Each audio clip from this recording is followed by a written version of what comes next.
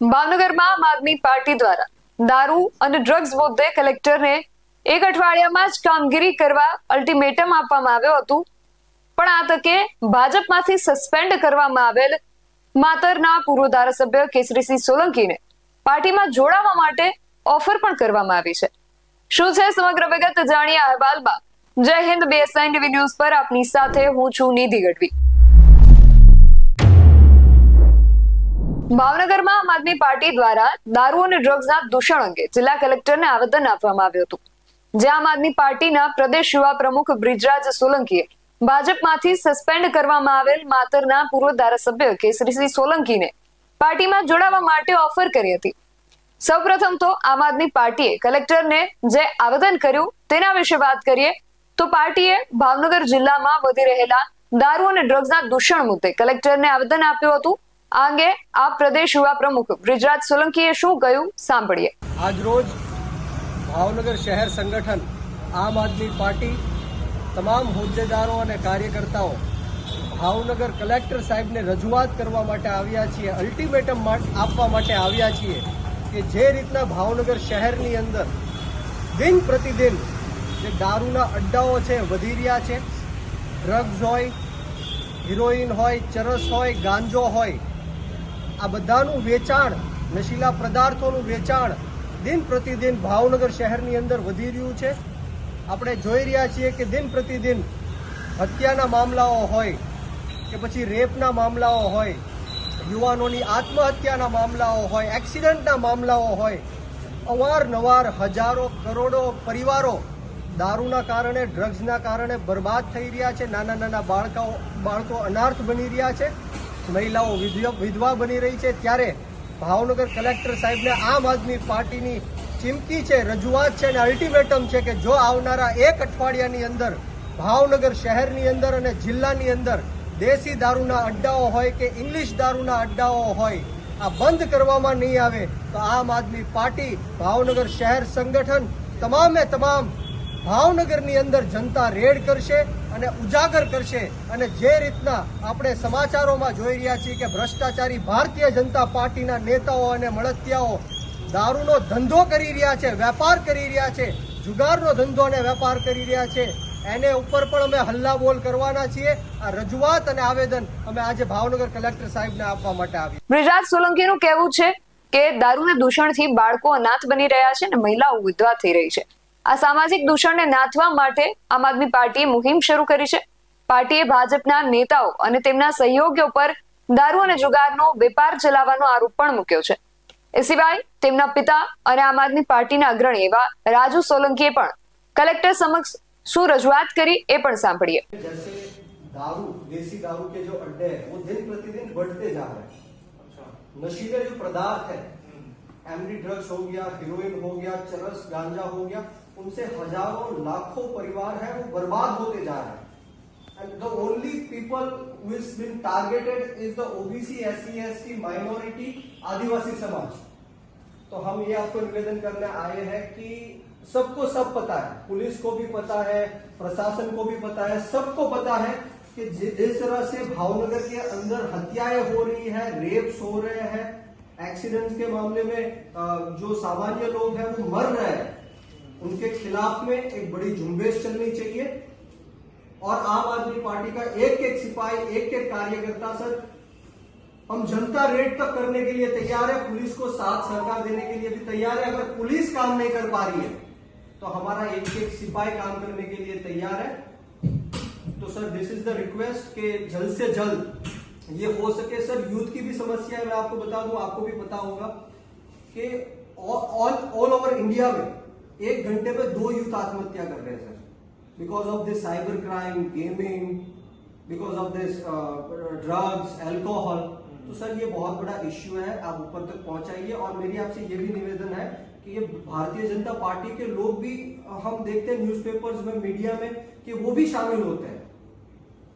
हजारों करोड़ के drugs Adani port से आते हैं, पता नहीं क्या होता है उसके बाद, कोई चार्जशीट नहीं बनती है, कोई रेड नहीं होती है, किसी को कस्टडी में नहीं लिया जाता है। तो ये सब ड्रग्स जा कहाँ रहा है? ये सब ड्रग्स वहां से लेकर भावनगर में आता है और भावनगर के युवाओं को बर्बाद करता है सर। तो मैं आपसे रिक्वेस्ट करना चाहूंगा और हमारे सर पदाधिकारी भी आपसे बात करना चाहेंगे। सर इसमें ऐसा है कि कई सालों से हम देख रहे हैं સાહેબ ઘણા વર્ષોથી અમે જોઈએ છે ભાવનગરની અંદર ખાસ કરીને અમે ઘણા સમયથી જાહેર જીવનમાં છીએ સાહેબ ભાવનગર જિલ્લાની હું વાત કરું તો ભાવનગર પ્રજા વાત્સલ્ય નેક નામદાર મહારાજા કૃષ્ણકુમારસિંહજીની આ ભૂમિ છે સાહેબ શાંતિપ્રિય નગરી છે કલાપ્રિય નગરી છે સાહેબ આ સંસ્કારી નગરી છે આ નગરીની અંદર સાહેબ ખુલ્લે આમ બે રોકટોક દારૂના અડ્ડાઓ ચાલે છે સાહેબ પોલીસને ખબર ન હોય તો અમે એડ્રેસ આપીએ આજે આ તમામ લોકોને ખબર છે કે દારૂ ક્યાં મળે છે ક્યાં વેચાય છે ક્યારે મળે છે આ તમામ લોકોને ખબર છે મને પણ ખબર છે તો પોલીસની ડ્યુટી છે સાહેબ આ જવાબદારી કોની છે દારૂ બંધ કરવાની ગુજરાતની અંદર દારૂ ઉપર પ્રતિબંધ છે સાહેબ દારૂના લીધે પછાત અને ગરીબ પરિવારના લોકો ગરીબ અને જે મજૂરી કરે છે આ પરિવારના લોકો જેનામાં જાગૃતતા નથી આવા લોકો આ દારૂનો નશો કરીને કેમિકલ યુક્ત દારૂનો નશો કરીને સાહેબ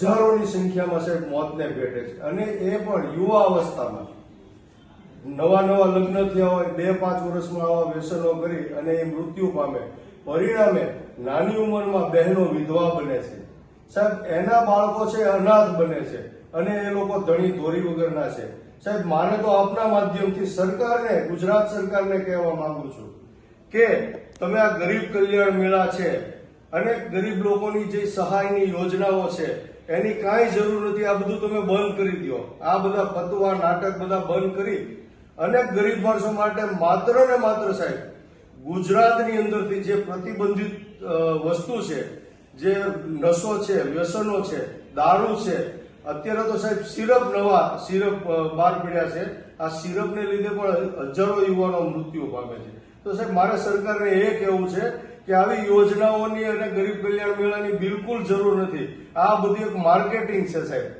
ગુજરાતની અંદર કાયદો અને વ્યવસ્થામાં ભાગરૂપે દારૂ ઉપર પ્રતિબંધ છે દારૂ વેચનારને સજા 10 વર્ષની સજાની જોગવાઈ છે દારૂ પીનારને 5 વર્ષની સજાની જોગવાઈ છે દારૂ સપ્લાય કરનારને સજા છે દારૂ બનાવનારને સજાની જોગવાઈ છે પણ આ માત્ર ને માત્ર સાહેબ કાગળ ઉપર અને હોર્ડિંગ્સોમાં માત્ર ને માત્ર આ સરકાર માર્કેટિંગ કરવા માટે જેનો ઉપયોગ કરે છે પરંતુ બિલકુલ આ ભાવનગર જિલ્લાની આમ તો ગુજરાતની આ મોટી સમસ્યા છે પણ ભાવનગરની હું ખૂબ નજીકથી આ વસ્તુને જાણું છું સાહેબ આ કેમિકલ યુક્ત દારૂ પીને 5 જ વર્ષમાં આજ ગુજરાતની અંદર વર્ષના 50,000 યુવાનો સાહેબ 50,000 યુવાનો આ કેમિકલ નકલી દારૂ પી અને મૃત્યુ પામે છે આપણી ભાવનગર જિલ્લાની પોલીસ અધિકારીઓ આ દારૂ બંધ કરાવવામાં અને આને જડબે સલાક આનો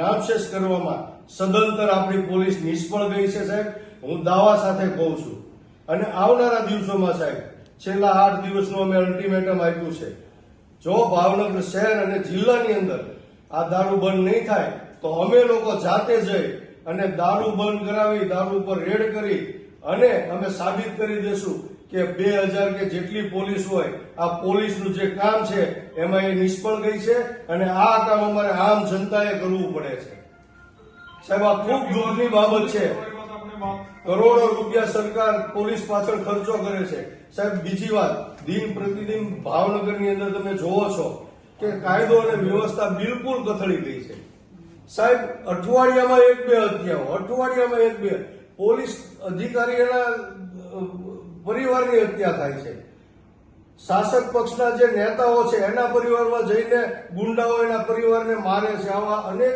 બનાવો આપણી સામે નજર સામે આવે છે સાહેબ શું કરે છે પોલીસ કાયદો અને વ્યવસ્થાની વાત કરે છે હવે નાના જે વાહનો લઈને જે મજૂરી કરતા હોય સાહેબ જે કડિયા કામ કરતા હોય હીરા ઘસતા હોય હીરાના કારીગર હોય આવા લોકોને રોડ ઉપર ઉભા રાખીને એની ઉપર 2,000-3,000 રૂપિયા વાહનો ડિટેન કરીને એના વાહનો પૂરી દેવામાં આવે છે ત્યાં પોલીસ બહાદુરી બતાવે છે અને સાહેબ આ જે કરવાનું છે બુટલેગરો જે છે એને નાખવાના છે એને નામશેષ કરવાના છે જડબે સલાક આ દારૂ બંધ કરાવવાનો છે એમાં કઈ કરી નથી શકતા સાહેબ એનું કારણ શું છે આ જવાબદારી કોની છે એક ફેરી એમ કહી દો પ્રશાસન કે આ પોલીસની જવાબદારી નથી, પ્રશાસનની જવાબદારી નથી, તો અમે એ જવાબદારી ઉપાડી લઈએ. અમે તમને સાહેબ ગેરંટી આપીએ કે 6 મહિનાની અંદર અમે અમારી રીતે ભાવનગરની અંદરથી ઝડપે સલાહ દારૂ બંધ કરાવી દઈએ. તો સાહેબ આ એક અમારી સમસ્યા છે અને આ ગંભીરતાથી આપ લઈ અને ખરેખર સાહેબ આજે કેટલી વિધવાઓ છે, એના દીકરાઓ દારૂ પીને મરી ગયા છે. આ એક માનવતાની પણ વાત છે. આ સંવેદના હોવી જોઈએ. એકલું રાજકારણ નથી કરવાનું સાહેબ, એકલા પૈસા નથી કમાવાના.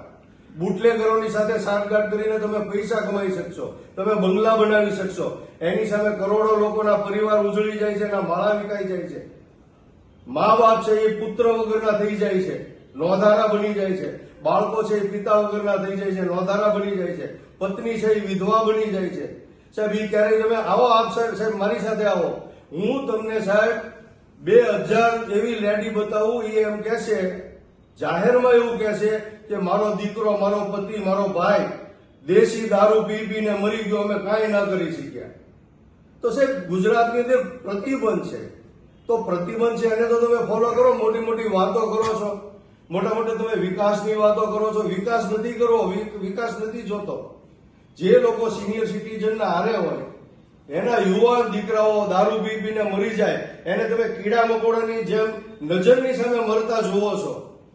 એ તમારે ચલાવી લેવું છે. આ દરમિયાન આમ આદમી પાર્ટીએ માતરના પૂર્વ ધારાસભ્ય કેસરીસિંહ સોલંકીને પક્ષમાં જોડાવા માટે આમંત્રણ આપી દીધું છે. કેસરીસિંહે દારૂના મુદ્દે સવાલો ઉઠાવ્યા બાદ ભાજપે તેમને સસ્પેન્ડ કર્યા હોવાની ચર્ચા વાયુવેગે પ્રસરી રહી છે. ત્યારે આમ આદમી પાર્ટીએ તેમને પોતાની સાથે જોડાવા માટે ઓફર પણ આપી દીધી છે. સાંભળીએ આ અંગે તેમણે શું કહ્યું. અને હમણાં જ આપણે જોયું કે જે રીતના માતરના પૂર્વ ધારાસભ્ય કેસરીસિંહ સોલંકીને પાર્ટીમાંથી સસ્પેન્ડ કરવામાં આવ્યા. કારણ મતલબ એટલું જ હતું કે એમણે પાર્ટીની સામે રજૂઆત કરી કે જે રીતના ગુજરાતની અંદર દારૂ વેચાઈ રહ્યો છે, એમના વિસ્તારની અંદર દારૂ વેચાઈ રહ્યો છે, એ જનતા રેડ કરવા જઈ રહ્યા છે. ત્યારે ભારતીય જનતા પાર્ટીને એમને સસ્પેન્ડ કરી દીધા છે. ત્યારે હું કેસરીસિંહ સોલંકીને કહેવા માંગીશ કે આવો એક કટ્ટર ઈમાનદાર પાર્ટી સાથે જોડાઓ, એક કટ્ટર દેશભક્તિને માનવાવાળી પાર્ટી સાથે જોડાઓ.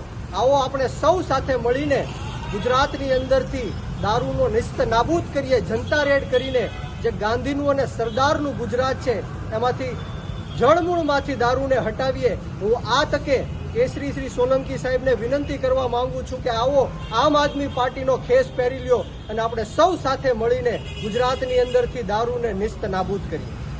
હવે જોઈએ આ અંગે કેસરીસિંહ સોલંકી દ્વારા શું નિર્ણય લેવામાં આવે છે. આ બાબતને લઈને તમારું શું માનવું છે અમને કમેન્ટ કરીને ચોક્કસથી જણાવજો. આવા જ વધુ અહેવાલો સાથે મળતા રહીશું. તમે મારી YouTube ચેનલને સબસ્ક્રાઇબ કરવાનું અને અમને Facebook અને Instagram પર ફોલો કરવાનું ભૂલશો નહીં. બાકી અવનવી અપડેટ્સ માટે આપ જોતા રહો BSI ટીવી ન્યૂઝ. નમસ્કાર.